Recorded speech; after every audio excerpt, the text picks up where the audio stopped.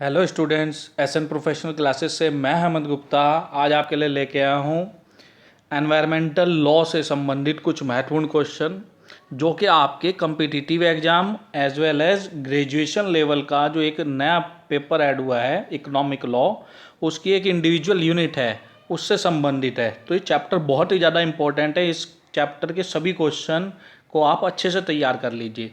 तो चलिए students start करते हैं। आज का जो फर्स्ट क्वेश्चन है वो है जल प्रदूषण को रोकने तथा नियंत्रण के लिए बनाए गए अधिनियम का नाम क्या है। तो आपको बताना है, ऑप्शन दिए हैं ए बी सी डी। तो स्टूडेंट्स इस क्वेश्चन का जो करेक्ट आंसर है वो है water prevention and control of pollution act 1974। विशेष तौर पे ध्यान रखेंगे कि आपका वाटर एक्ट कौन सा है, 1974 इसका करेक्ट आंसर है। इसके बाद नेक्स्ट क्वेश्चन है आपका केंद्रीय प्रदूषण नियंत्रण बोर्ड की स्थापना किस अधिनियम के अंतर्गत की गई थी। आपको बताना है कि पॉल्यूशन कंट्रोल बोर्ड की स्थापना किस एक्ट के अंतर्गत की गई थी। तो स्टूडेंट्स इसके ऑप्शन दिए गए हैं ए बी सी और डी। तो ध्यान रखेंगे इसका जो करेक्ट आंसर है वो है option number A, water prevention and control of pollution act 1974। चलिए स्टूडेंट्स नेक्स्ट क्वेश्चन जानते हैं। नेक्स्ट क्वेश्चन है आपका जल प्रदूषण निवारण एवं नियंत्रण अधिनियम 1974 की किस धारा में, आपको सेक्शन बात कर रहा है, किस धारा में केंद्रीय बोर्ड को परिभाषित किया गया है। तो स्टूडेंट्स इस क्वेश्चन का जो करेक्ट आंसर है वो है आपका ऑप्शन नंबर ए, सेक्शन 3। चलिए नेक्स्ट क्वेश्चन जानते हैं स्टूडेंट। नेक्स्ट क्वेश्चन है जल प्रदूषण एवं निवारण एवं नियंत्रण अधिनियम 1974 की किस धारा में राज्य बोर्ड को परिभाषित किया गया है। हमारे को बताना है कि under which section of the water act 1974 state board is defined. Section A section 3, 4, 5 या 6। तो स्टूडेंट्स इस क्वेश्चन का जो करेक्ट आंसर है वो है ऑप्शन नंबर बी, सेक्शन 4। तो ध्यान रखेंगे। चलिए अब नेक्स्ट क्वेश्चन जानते हैं स्टूडेंट्स।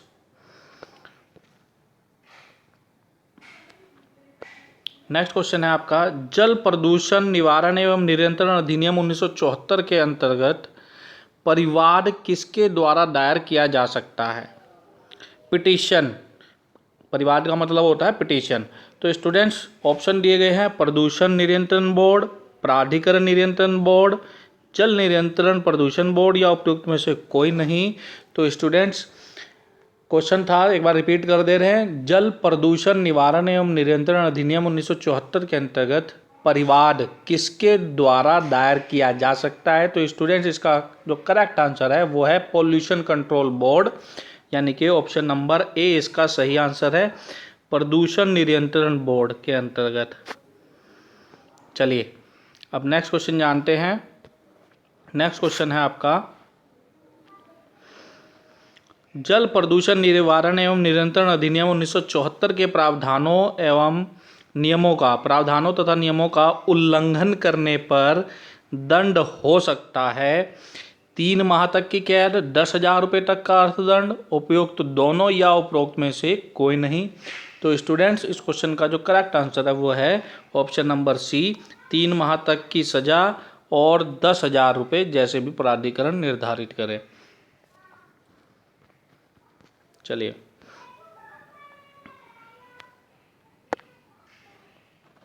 नेक्स्ट क्वेश्चन है स्टूडेंट्स किस घटना ने भारत में बहुत से पर्यावरणीय कानून बनाने की प्रेरणा दी। किस घटना ने भारत में बहुत से पर्यावरणीय कानून बनाने की प्रेरणा दी। तो स्टूडेंट्स इस क्वेश्चन का आंसर जानने से पहले यदि आप हमारे चैनल पर नए हैं और आपने चैनल को अब तक सब्सक्राइब नहीं किया तो चैनल को सब्सक्राइब जरूर कर ले ताकि इसी प्रकार के अपडेट्स आपको टाइम टू टाइम प्राप्त होते रहें।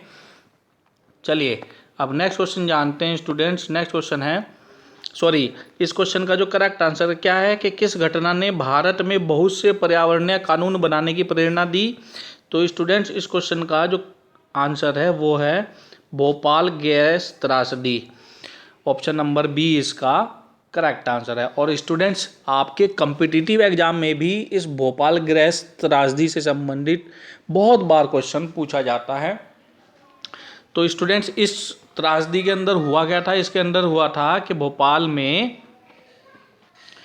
यूनियन कार्बाइड नाम की एक कंपनी थी, केमिकल कंपनी, वहाँ पर MIC नाम की गैस का रिसाव हुआ था, मिथाइल आइसोसाइनाइड।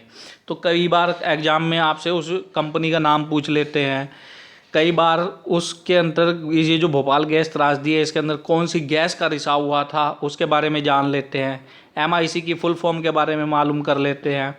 तो स्टूडेंट्स, ये आपको पता होना चाहिए, तो आप इसको भी अच्छे से तैयार कर लेंगे। तो चलिए नेक्स्ट क्वेश्चन जानते हैं। नेक्स्ट क्वेश्चन है, निम्नलिखित वर्षों में से कब पर्यावरण संरक्षण अधिनियम पारित हुआ? In which year environmental protection act was passed? तो स्टूडेंट्स, ऑप्शन दिया है 1982, 86, 90 या 94। तो स्टूडेंट्स, इस क्वेश्चन का जो करेक्ट आंसर है कि आपका एनवायरमेंटल प्रोटेक्शन एक्ट जो पास हुआ था वो सन 1986 में हुआ था। चलिए अब नेक्स्ट क्वेश्चन जानते हैं। नेक्स्ट क्वेश्चन है, पर्यावरण संरक्षण अधिनियम 1986 के संदर्भ में निम्नलिखित कथनों पर विचार कीजिए। क्या कह रहा है कि इस अधिनियम का मुख्य उद्देश्य पर्यावरण की गुणवत्ता को बनाए रखना है और यह अधिनियम पर्यावरण को क्षति पहुंचाने वाली इकाइयों को बंद करने हेतु सरकार को अधिकृत करता है। तो हमारे को बताना है कि इसमें जो पॉइंट 1 और 2 है दोनों में से कौन सा सही है। तो स्टूडेंट्स, इसका जो करेक्ट आंसर है वो है ऑप्शन नंबर सी, दोनों ही पॉइंट करेक्ट है कि पर्यावरण संरक्षण अधिनियम 1986 जो है, एक तो पर्यावरण की गुणवत्ता को बनाए रखने के लिए, उसमें सुधार करने के लिए, और साथ ही साथ उन इकाइयों को बंद करने का अधिकार सरकार को देती है जिनसे पर्यावरण को हानि हो रही है। चलिए अब नेक्स्ट क्वेश्चन जानते हैं। नेक्स्ट क्वेश्चन है, पर्यावरण प्रभाव समीक्षा की आवश्यकता होती है, environmental effective appraisal is necessary for. तो ऑप्शन नंबर दिए हुए हैं A, B, C, D। तो स्टूडेंट्स, फटाफट से इस क्वेश्चन का आंसर बताएंगे। चलिए इस क्वेश्चन का आंसर बताते हैं। तो स्टूडेंट्स, इस क्वेश्चन का जो करेक्ट आंसर है वो है विशिष्ट वर्ग की परियोजनाओं के लिए। नेक्स्ट क्वेश्चन है, पर्यावरण को लेकर फिलहाल कौन सा विचार सर्वाधिक मान्य है? तो स्टूडेंट्स, इस क्वेश्चन का जो करेक्ट आंसर है वो है मानव केंद्रित, ह्यूमन सेंट्रिक थ्योरी। चलिए अब नेक्स्ट इंपॉर्टेंट क्वेश्चन जानते हैं स्टूडेंट्स। नेक्स्ट क्वेश्चन है आपका, केंद्रीय प्रदूषण नियंत्रण बोर्ड की स्थापना की जाती है तो किसके द्वारा की जाती है? Central government, state government, high court या प्रेसिडेंट?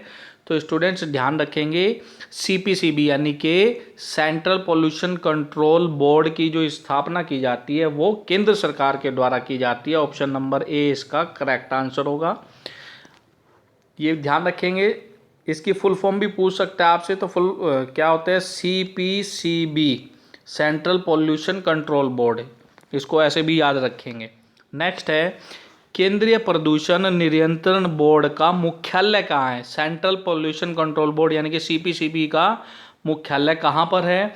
तो स्टूडेंट्स, इसका जो मुख्यालय है वो है आपका नई दिल्ली। ऑप्शन नंबर ए इसका करेक्ट आंसर है। चलिए अब नेक्स्ट क्वेश्चन जानते हैं स्टूडेंट्स। नेक्स्ट क्वेश्चन है, केंद्रीय प्रदूषण नियंत्रण बोर्ड को निम्नलिखित में से कौन से अधिनियम अधिकार और शक्तियां प्रदान करते हैं? ऑप्शन है जल प्रदूषण निवारण एवं नियंत्रण अधिनियम 1974, या वायु प्रदूषण निवारण और नियंत्रण अधिनियम 1981, या पर्यावरण संरक्षण अधिनियम 1986। तो हमारे को पूछा है कि नीचे दिए गए कोड का उपयोग करके सही उत्तर का चयन करें। तो किसके अंतर्गत जो है CPCB को अधिकार और शक्तियां प्रदान की गई हैं? तो स्टूडेंट्स, इस क्वेश्चन का जो करेक्ट आंसर है वो है ऑप्शन नंबर सी, तीनों, यानी कि जल प्रदूषण निवारण और नियंत्रण अधिनियम 1974, वायु प्रदूषण निवारण और नियंत्रण अधिनियम 1981 और पर्यावरण संरक्षण अधिनियम 1986। चलिए स्टूडेंट्स, नेक्स्ट क्वेश्चन जानते हैं।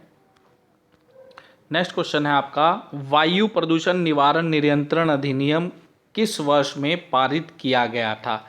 वैसे तो इस क्वेश्चन को आप ऑलरेडी पिछले प्रीवियस क्वेश्चंस में देख भी चुके हैं, आपसे एक्ट के बारे में भी पूछा जा सकता है। तो इन सभी जो अधिनियम हैं पर्यावरण से संबंधित, इन सभी एक्ट के आपको सन याद होने चाहिए।